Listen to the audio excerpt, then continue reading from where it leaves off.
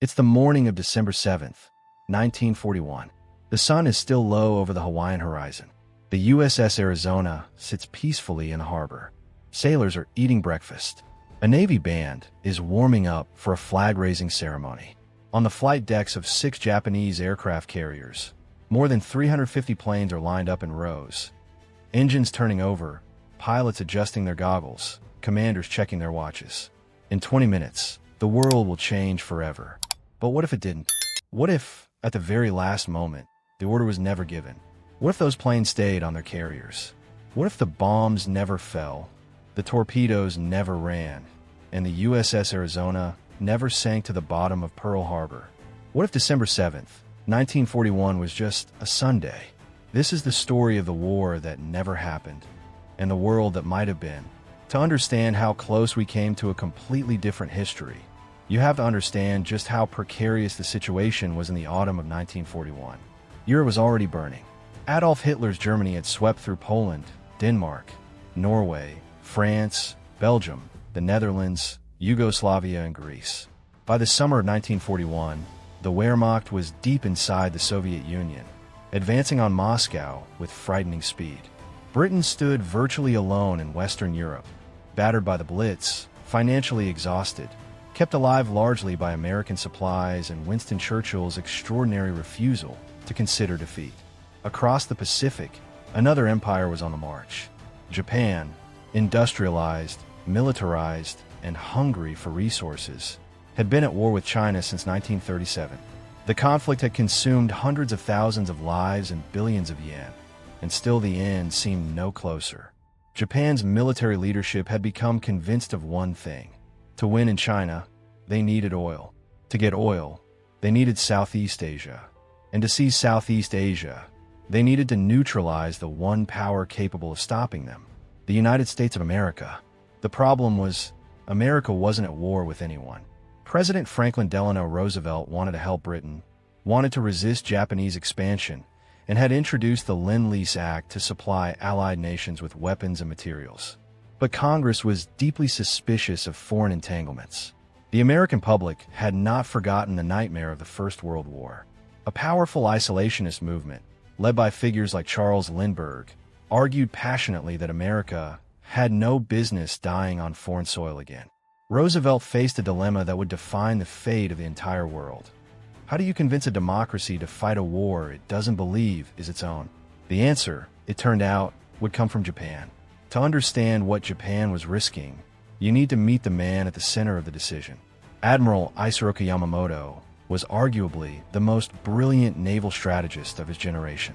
He had studied at Harvard. He had served as a naval attaché in Washington. He knew America intimately, its factories, its people, its capacity for industrial fury.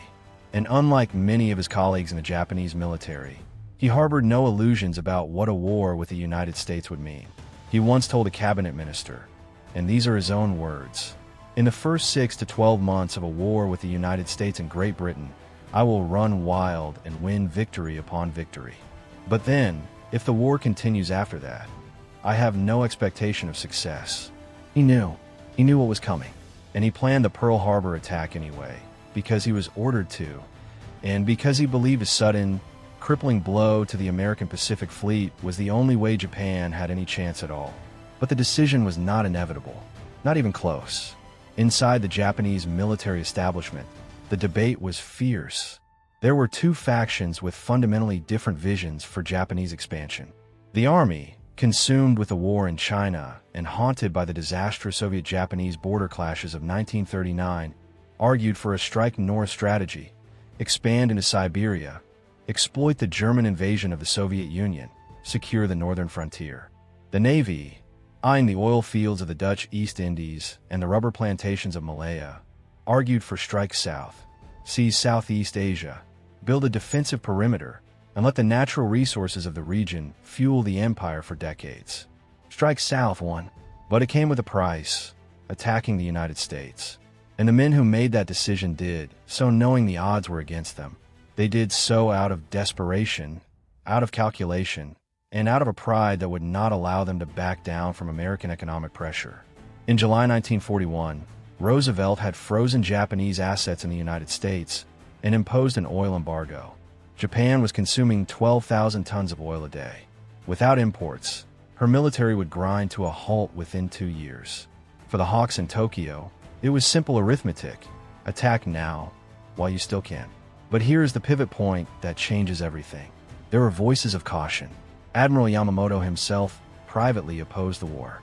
Prime Minister Fumimaro Kono tried 3 times to arrange a face-to-face meeting with Roosevelt, believing that direct diplomacy could still pull Japan back from the brink. The emperor himself, Hirohito, expressed reservations about the strategic wisdom of fighting America. What if those voices had prevailed? It wouldn't have taken much. A slightly different outcome at the Imperial Conference of September 6, 1941, where Japanese leadership set a deadline for diplomacy to succeed.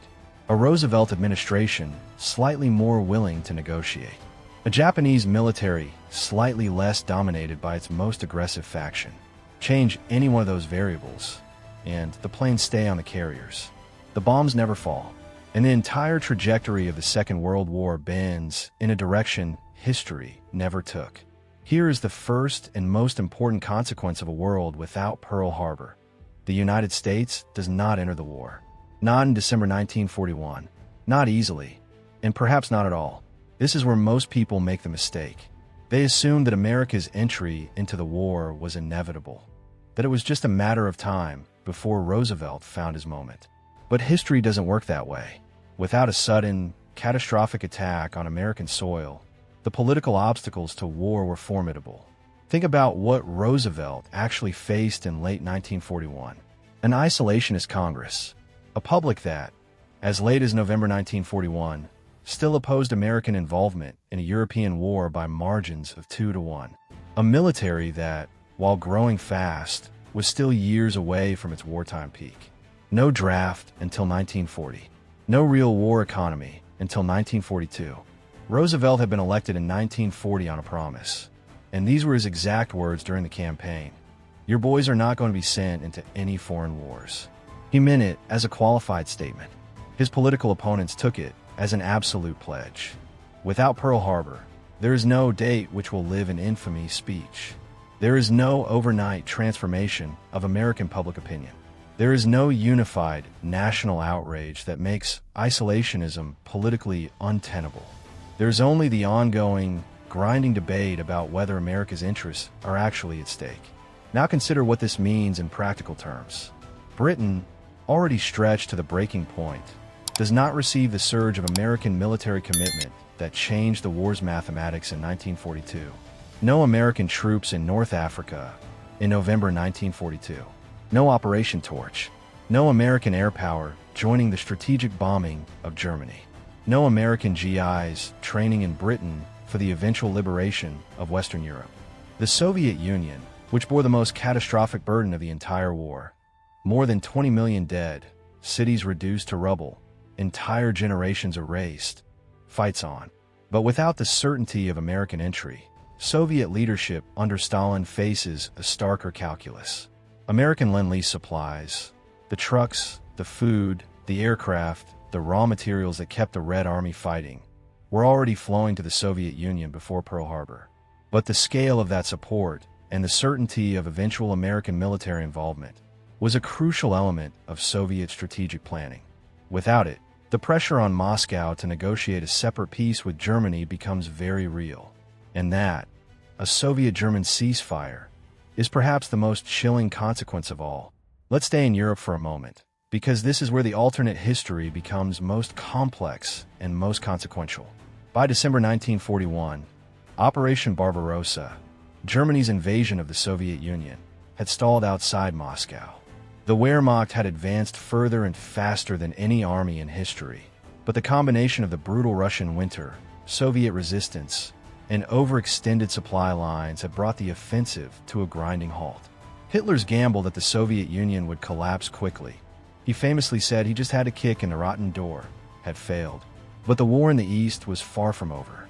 Through 1942, Germany launched a second massive offensive, driving southeast toward the Caucasus oil fields and the city of Stalingrad on the Volga River. The Battle of Stalingrad, from August 1942 to February 1943, became the bloodiest single engagement in the history of human warfare. Over 2 million casualties, a city reduced to rubble and fought over street by street, floor by floor, room by room. And in the end, a German army of 300,000 men surrounded, frozen, and destroyed. Now here's the critical question in our alternate timeline. Does Stalingrad still happen without American involvement? Almost certainly yes. Stalingrad was primarily a Soviet-German struggle. American forces were not present on the Eastern Front in any significant numbers. But the aftermath, and specifically what comes after the German defeat at Kursk in July 1943, begins to diverge dramatically. In our actual history, by mid-1943, Germany faced a truly two-front war. Anglo-American forces had landed in North Africa, then Sicily, then Italy. The strategic bombing campaign was devastating German industrial capacity and forcing the Luftwaffe to fight a war of attrition it couldn't win. Hitler was forced to divert resources, attention, and critical military assets away from the Eastern Front to deal with the Western threat. In our alternate timeline, without American involvement, that second front either doesn't exist or is far smaller and far later. Britain alone, admirable as her military performance was, did not have the manpower, the industrial output, or the strategic reach to mount a full-scale invasion of Western Europe without the United States. Churchill knew this. He said privately that Britain could hold out indefinitely, but probably could not win alone. So in this alternate 1943, Germany faces a single front, the Eastern Front. And while the Wehrmacht is badly battered, Germany still controls most of Europe, still produces enormous quantities of weapons, and still has strategic depth.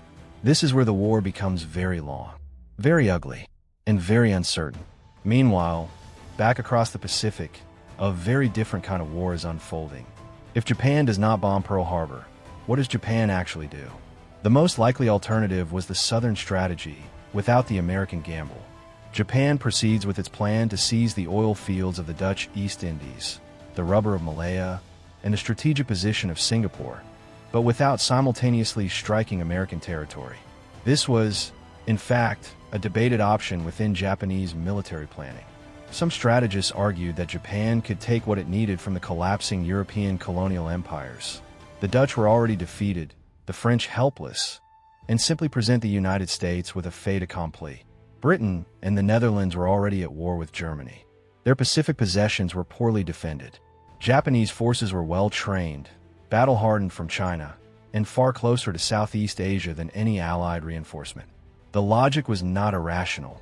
Move quickly, establish a defensive perimeter, fortify your new empire, and dare America to come and get it. The problem is, this strategy still risks conflict with America, just more slowly, more ambiguously. American warships patrolled the Pacific. American military observers were stationed in the Philippines, which was still a U.S. territory. At some point, a Japanese ship would encounter an American ship. An incident would occur. Someone would shoot. Roosevelt was already using the Navy aggressively. In the Atlantic, American destroyers were effectively fighting an undeclared naval war against German submarines. In the Pacific, he was looking for the right moment. Without Pearl Harbor, that moment might come 6 months later, or a year later, or perhaps through a different crisis entirely. An incident in the South China Sea, a Japanese move against the Philippines, a provocation that could be dressed up for domestic consumption. But timing matters enormously in history. A slow slide toward war is completely different from sudden attack. A slow slide can be managed, delayed, deflected. Public opinion can be manufactured, but it takes time. Congressional majorities can be built, but they require patience. Military readiness can be established, but it needs months and years. Every month that the United States stays out of the Pacific War is a month that Japan consolidates its position, builds its defenses, and makes eventual American intervention more costly. And every month that America stays out of the European war is a month that the outcome on the Eastern Front remains uncertain. Here's a fact that most people don't know, and it's one of the most revealing details of the entire war. When Churchill received news of the Japanese attack on Pearl Harbor, his private reaction was not horror. It was relief, near euphoria. He later wrote in his memoirs that when he heard the news, he went to bed and slept the sleep of the saved and thankful, because he understood immediately what it meant. America was in the war. Truly, irreversibly in the war. All of Churchill's calculations, his strategy of keeping Britain alive long enough for America to enter, his extraordinary diplomatic charm offensive toward Roosevelt, his careful management of the Atlantic relationship, had finally paid off. The United States was now a full belligerent, not just a supplier. The industrial might of America was now committed to the Allied cause without reservation. Churchill went to Washington immediately. The two nations forged the Grand Alliance. The decision was made, Germany first, then Japan. The machinery of total American war mobilization began to turn. In our alternate timeline, none of that happens. Churchill is still fighting his corner, still trying to convince a skeptical American public that their interests are at stake, still managing an economy that is genuinely running out of money. British gold reserves were nearly exhausted by early 1941. Lend-Lease had helped, but it had not solved the fundamental problem. Britain was a medium-sized island nation fighting a continental superpower. Without America, the arithmetic was stark. And here is where our alternate timeline reaches its most uncomfortable destination. By late 1943 or early 1944, in a world without American belligerents, it is entirely plausible, not certain, but plausible, that Churchill faces a House of Commons that has lost faith in his strategy of absolute resistance. Not every member of the British establishment shared his absolute refusal to negotiate with Hitler. There were voices in the cabinet, in the aristocracy, in the press, who believed that some kind of negotiated peace, however painful, was preferable to national exhaustion and potential defeat. We know this because those voices existed in our actual history too, even with the United States in the war. In the actual May 1940 war cabinet crisis, it came very close. Halifax, the foreign secretary, argued for exploring peace terms. Churchill won that argument, barely. He won it partly because France's resistance bought time, and partly because of his own extraordinary force of personality. But he also won it because circumstances kept getting slightly better, not worse. In a world where circumstances keep getting slightly worse, where the Soviet Union teeters, where American entry never materializes, where the bombing campaign alone cannot break Germany, the question becomes not whether the peace voices could be silenced forever, but for how long. Now we come to the hinge of the entire alternate history, the Soviet Union. Everything in this timeline depends on one question. Does Stalin's regime survive? In our actual history, the Soviet Union absorbed a level of punishment that is almost incomprehensible to imagine. In the first 6 months of Barbarossa alone, the Soviets lost over 3 million men as prisoners of war. Entire army groups were encircled and destroyed. Kiev, one of the great cities of Eastern Europe, fell along with over 600,000 Soviet soldiers in the largest encirclement in military history. And yet they kept fighting. The Soviet Union did not collapse. Why? Several reasons. The sheer geographic depth of Russia gave Stalin space to trade for time. The brutal efficiency of the Soviet command economy allowed a rapid relocation of industrial capacity east of the Ural Mountains, out of German reach. The extraordinary sacrifices of ordinary Soviet soldiers and civilians, fighting with a ferocity born of genuine patriotism and genuine terror. And critically, Lend-Lease. American and British supplies flowing through Iran, through Arkhangelsk, through Vladivostok sustained the Soviet war machine in ways that are often underappreciated. Over 400,000 trucks, hundreds of thousands of tons of food, raw materials, machine tools, aircraft, ammunition. Stalin himself, at a post-war dinner, made a rare admission. Without those supplies, he said, they would have lost the war. In our alternate timeline, Lend-Lease still flows. Roosevelt was committed to it, and Congress had approved it. But without American belligerents, the scale is limited. And more importantly, the political certainty is absent. Stalin cannot be sure that America will eventually enter the war on his side. He cannot plan on eventual American military pressure in the West to relieve his front. He is, in a very real sense, alone. And this opens a door that closes in our actual history by late 1942. the door of a separate peace. Stalin had signed one devil's bargain already, the Molotov-Ribbentrop Pact of 1939, which carved up Eastern Europe with Hitler. He was not a man with moral objections to pragmatic accommodation with enemies. If the price was right, if Germany would agree to a ceasefire that left the Soviet state intact, even if diminished, Stalin was capable of accepting it. We know this because there were actually secret diplomatic feelers between Soviet and German intermediaries in 1942 and 1943, even in our actual history. They came to nothing because the military situation shifted in the Soviet favor, and because the United States was in the war. But in our alternate timeline, those feelers might lead somewhere. A Soviet-German ceasefire in 1943 or 1944 would transform the entire geopolitical map of the 20th century. Germany, freed from its existential struggle in the East, turns its full weight westward. Britain, without American ground forces and without a fighting Soviet Union, faces a continent dominated by Nazi Germany with no obvious path to liberation. It would not necessarily mean a Nazi victory in the full sense. The occupation of Britain, the extension of the Holocaust to British Jews, the complete subjugation of the continent. But it might mean something almost as grim, a frozen, exhausted stalemate with a Nazi-dominated continent on one side and a battered, isolated Britain on the other, separated by a channel that neither side can quite cross. A dark peace, not a victory, not a defeat, something worse, an indefinite occupation of history, with the fate of millions locked in uncertainty and suffering. Let's return to Asia, where an equally profound transformation is underway. In our alternate timeline, Japan has seized Southeast Asia without the catastrophic error of attacking Pearl Harbor. The oil is flowing. The perimeter is established. Japanese forces control Malaya, Singapore, the Dutch East Indies, the Philippines, the latter taken not through a surprise attack, but through a slower, more politically complex confrontation that doesn't galvanize American public opinion the same way. Japan is now, in the most literal sense, a genuine empire.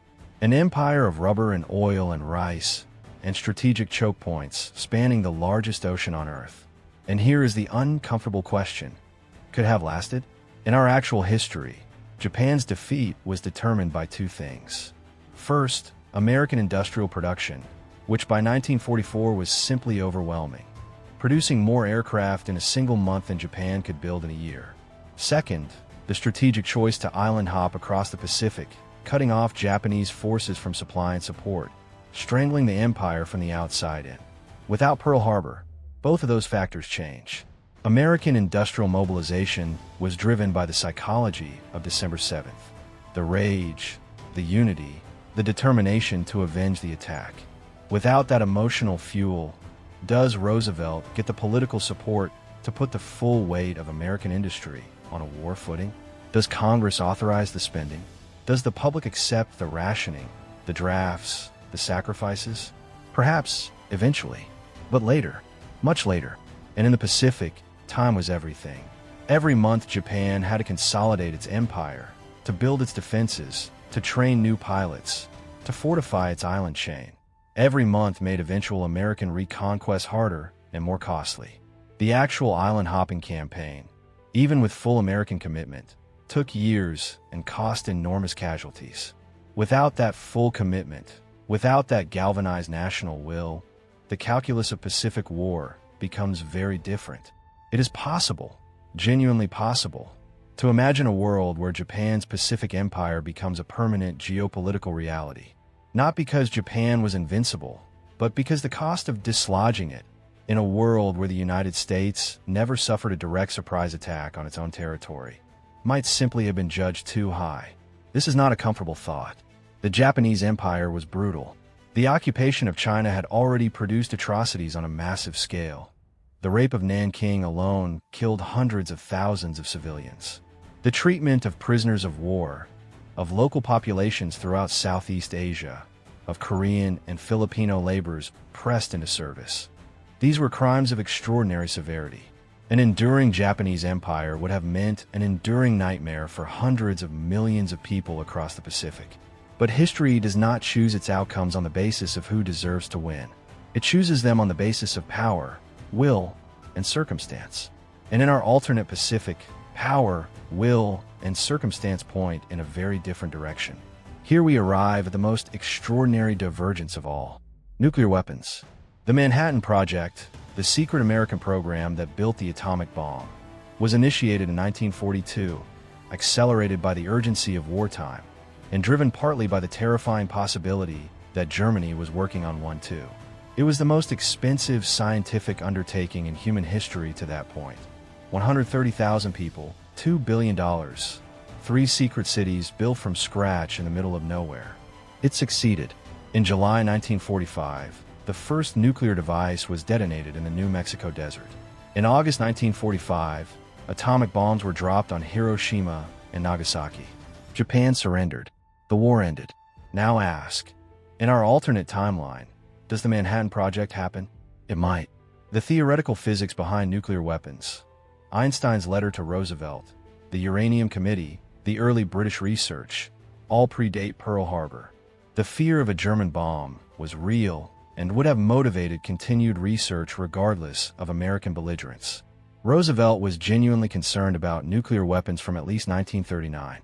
But the scale, the priority, the sense of absolute urgency that poured $2 billion into an unproven technology in 3 years, that required wartime footing, that required the full mobilization of a nation at total war. Without American belligerence, the Manhattan Project is probably smaller, slower, and later. Maybe 1946, maybe 1947, maybe never at full scale, if the political will to fund it isn't there. And in the meantime, Germany is pursuing its own nuclear program. Werner Heisenberg, Kurt Diebner, Otto Hahn, brilliant physicists working under the Third Reich. In our actual history, the German nuclear program lagged badly, partly due to miscalculations, partly due to Allied sabotage of the Norwegian heavy water plant at Vemork, partly due to the disruptions of wartime. It never came close to building a bomb. But in our alternate timeline, a timeline where the war in the East is possibly grinding toward a negotiated stalemate, where Allied bombing is less intense, where German scientific resources are less disrupted, the possibility shifts. Not certainty, not even probability, but possibility. A world where Germany reaches nuclear capability before the United States is a world almost too frightening to contemplate. And yet it is a possibility that branches directly from that one unanswered question. What if the planes had stayed on the carriers? Let's go back to Pearl Harbor. December 7th, 1941, the Sunday morning. In our alternate timeline, the planes are on the carriers. The order was never given. Maybe diplomacy found an unexpected inch of room. Maybe Yamamoto's private doubts won out. Maybe someone in Washington blinked first on the oil embargo. Maybe it was simply a different roll of the historical dice. The sailors on the USS Arizona are eating breakfast. The Navy band finishes its flag-raising ceremony. A perfect Hawaiian Sunday unfolds undisturbed. In Tokyo, Prime Minister Tojo is probably sitting with his military commanders, reviewing intelligence reports, making contingency plans. The crisis hasn't gone away. The oil embargo is still biting. The war in China is still consuming resources. The fundamental strategic pressures that drove Japan toward conflict with America haven't been resolved. They've been temporarily deferred. History doesn't like to be deferred. It finds its reckoning. The alternate timeline doesn't give us a peaceful world. It gives us a different kind of terrible world. A world of prolonged European nightmare, of frozen fronts and exhausted nations, of a Pacific empire built on the labor of millions of subjugated peoples, of nuclear technology developing in darker, more dangerous hands. The United States, watching all of this from across 2 oceans, faces a slow, grinding, politically agonizing process of defining its own national interest. Some version of American engagement in world affairs likely comes eventually. Through economic pressure, through some manufactured incident, through the simple logic that a Nazi-dominated Europe and a Japanese-dominated Pacific represent threats to American power that cannot be ignored forever, but eventually is not the same as now. And in history, timing is everything. Here is the deepest lesson of this alternate history. It is not really about Japan. Pearl Harbor was the moment that answered a question that American democracy had been unable to answer for itself. What are we for? The United States in 1941 was the most powerful industrial nation on Earth. Its GDP exceeded that of Germany, Britain, and Japan combined. Its factories could, in theory, produce more weapons than any combination of enemies could possibly absorb. Its population, 130 million people, was educated, motivated, and blessed with extraordinary natural resources. The potential was staggering, but potential is not the same as commitment. And democracy, by its nature, is cautious about commitment. Especially commitment that means sending young men to die on foreign soil for causes that the public has not yet fully embraced. What Pearl Harbor did, in one catastrophic, tragic, enraging morning, was transform American potential into American commitment. It answered the question. It unified a nation that had been arguing with itself for 3 years. It gave Roosevelt the political mandate he needed. It gave the military the resources it demanded. It gave ordinary Americans the motivation to sacrifice, to work, to fight, and to die for something they now understood with absolute clarity.